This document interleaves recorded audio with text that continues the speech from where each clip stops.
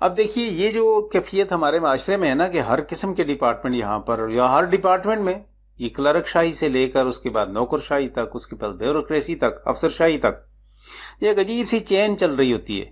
اور لوگوں کی مجبوریوں سے فائدہ اٹھانے کے لیے جو ان کے جائز کام ایک تواتر کے ساتھ ہونے چاہیے، روٹین کے ساتھ ہونے چاہیے، پروسیجر کے ساتھ ان کو پورا ہونا چاہیے،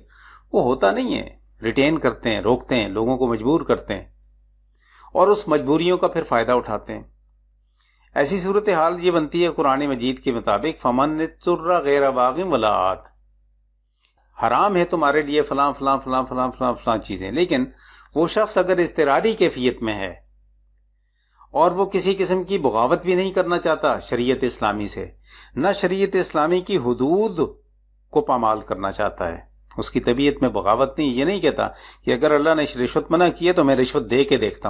ہوں مجھے کیسے منع کیا جاتا ہے، استغفر اللہ، یہ اس کی ذہنی کیفیت نہیں ہے،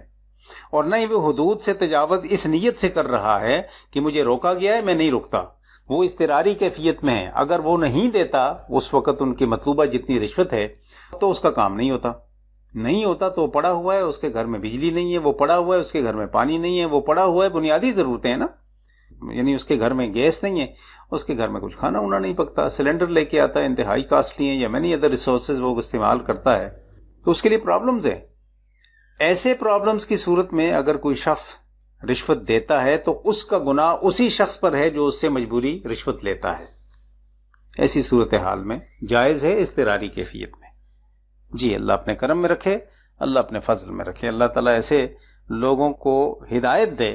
جو لوگوں کو مجبور کرتے ہیں کہ وہ اپنے جائز حقوق کے لیے بھی ناجائز راستہ اختیار کریں۔